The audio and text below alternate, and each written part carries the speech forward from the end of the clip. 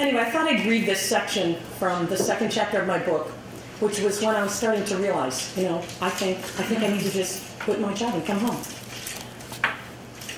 One Sunday afternoon when I was visiting my parents for the weekend, a few hours before my flight back to New York, I said, "Dad, let's go for a walk." It was autumn, and brilliantly colored leaves lined the country road. I told him to put on his coat and meet me outside. I didn't realize until we got out to the road that he had put on my mother's powder blue jacket instead of his own. The sleeves were much too short. He looked like a child who had suddenly grown too big for his clothes. We were on the road, walking together, when he said once again, "Why do you have to leave? Why can't you stay here with us?" Because the coat was much too small to zip up over his large body. He ran his hands up and down the useless zipper clasp in the nervous tick way he has developed since he got Alzheimer's. Then he looked down at the powder blue jacket only partially covering his stomach, the sleeves coming only halfway down his arms, and looked embarrassed as he said, "I have your mother's coat on, don't I?" I started to cry, the kind of crying that just won't stop.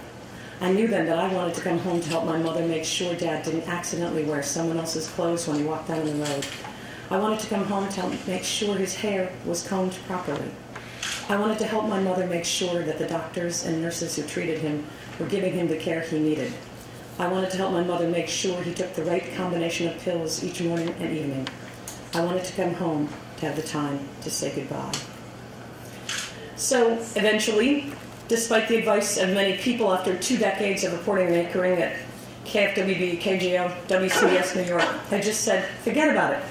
And I finally decided to come home for an extended period of time. Now, a lot of my friends at that point thought, I was having a major hormone imbalance, or I'd lost my mind. They were like, what is wrong with her? How could she possibly do this? I mean, really, people thought it was crazy. It was a crazy thing to do. And it was really funny because I thought maybe WCBS might sue me or something, because they brought me across from San Francisco to New York at great expense, and I was the afternoon anchor, and I just went, you know what, I'm going home.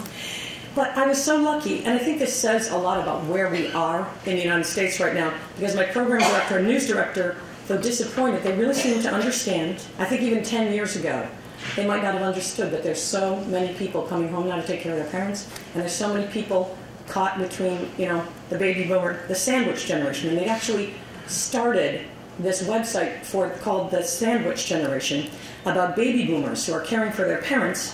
So when I left, instead of being angry with me, they asked if I'd be willing to write about my experience on the CBS website. And at first, I wasn't sure I wanted to do that. And when I got home, even the very first night, I found myself just going to my father's den to write. I felt like an interloper, kind of, because I had moved into the space where he used to write. I was writing at the desk he could no longer use because he had Alzheimer's. And that had stolen his ability to write, away. So I moved into his place, and this was a kind of therapy for me in the middle of the night. And I really want to say to all of you, if you can in some way write, about your experiences, and of course do artwork, any creative endeavors of any sort, but to have moments in the night, which usually was at 3 a.m., because I was on the morning shift, and so I still, when I got home, I'd wake up like a shot at 3 a.m. and think, oh my God, I'm supposed to be on the air right now. And instead I'd take that energy, and I was so awake because I'd lived for more than 20 years in the morning shift, and I'd just go down to the den, and I would write, and it was the best time, and the only time you can really be alone, when you're not really feeling I've got to care for that person, as you all know. I see a lot of heads nodding there. And that's when I also found out there were a lot of people talking on the internet to each other that are caregivers. So I would go down there and I'd write, and I think I kind of kept being a reporter when I came home, because I'd watch and I'd record the way my father maneuvered through his day, the new way he used language, his incredible social skills that carried him through dinners and parties and performances with his singing group, even though he'd had Alzheimer's for quite some time, more than 10 years when I came home.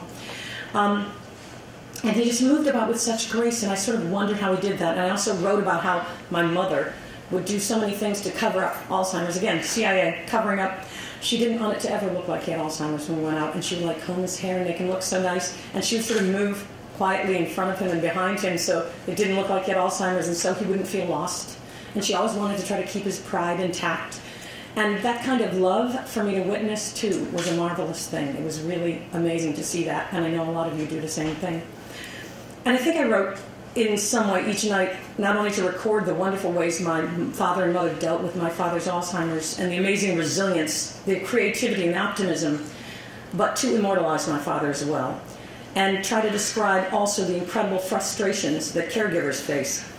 And shortly after I came home, I didn't even know when I came home how huge this was. There are 50, you probably all know these facts and figures, but there are 50 million caregivers like us across the United States, and about 11 million of us are taking care of someone with some form of dementia or Alzheimer's. So when I came home, one of the first things I did was to just sing with him, and that is how we communicated.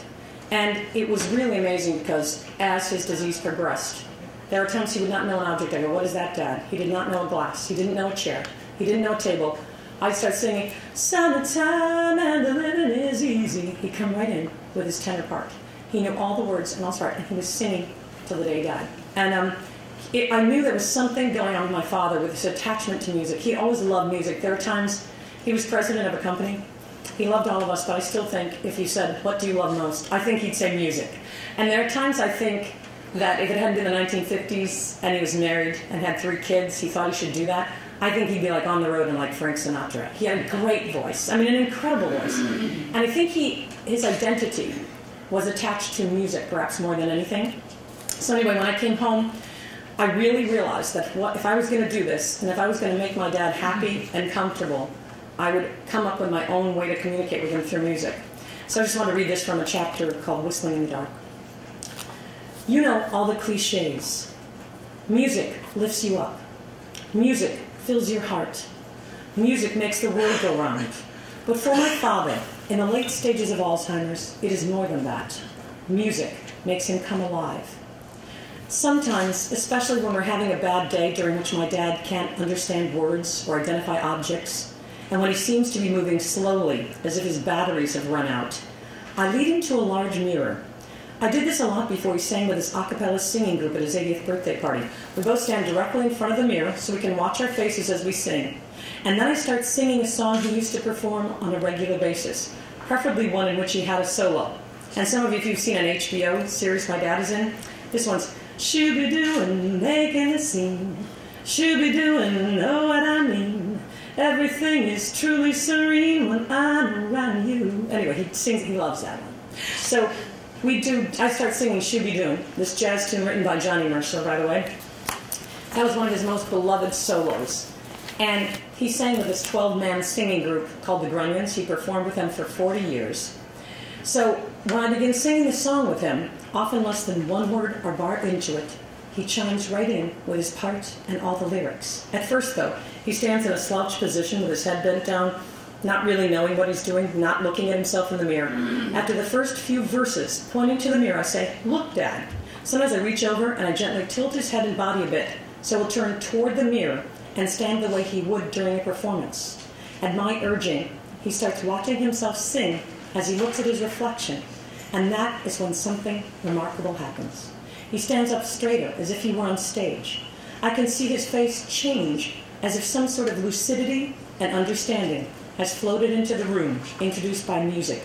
As he sings and looks into the mirror, he seems to remember the man he once was, the man who couldn't wait to take the stage to sing with the Grunions or in a musical, the man who stood up tall and straight with arms upstretched, looking at the ceiling as he hit a high note, the man who ran a company and sat behind a big wooden desk, who gave speeches and took initiative and took control.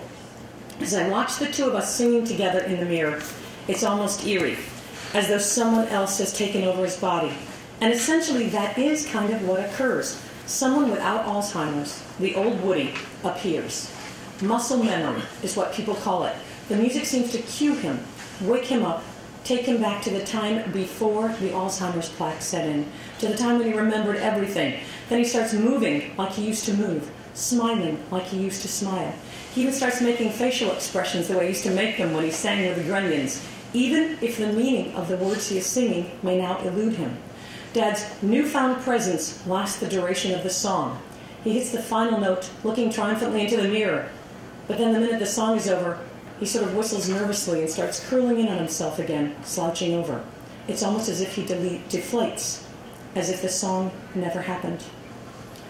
One day when we finished singing, I could tell he didn't really remember what he had just done. He looked a bit stunned and unsure of what had occurred, and then he looked in the mirror with his watery blue eyes and said, "Who is that guy?" Why can't the impact music has on him be inserted into the rest of his brain cells and body? Why can't the singing Woody stay with him throughout the rest of the day? The philosopher Nietzsche said, "We listen to music with our muscles." Clearly, these muscles continue to work in my father, even as Alzheimer's takes everything else away. One thing I wanted to say that is not in there is, even though he suddenly started whistling after we were done singing, the pride and the happiness of doing something like performing did stay with him. After an event like a Grunion performance, or after singing with him, he was happier, a little more confident, a little more comfortable in himself. So even though I say it seems he forget, he might not have known what he did, but the action of doing it did stay with him. And that's all to say. I didn't want to say it's all for naught, because it's not. Because if you can get even like a half hour of happiness in performing and doing something they love to do, maybe they won't remember the event, but the good feelings, I know, stay with them.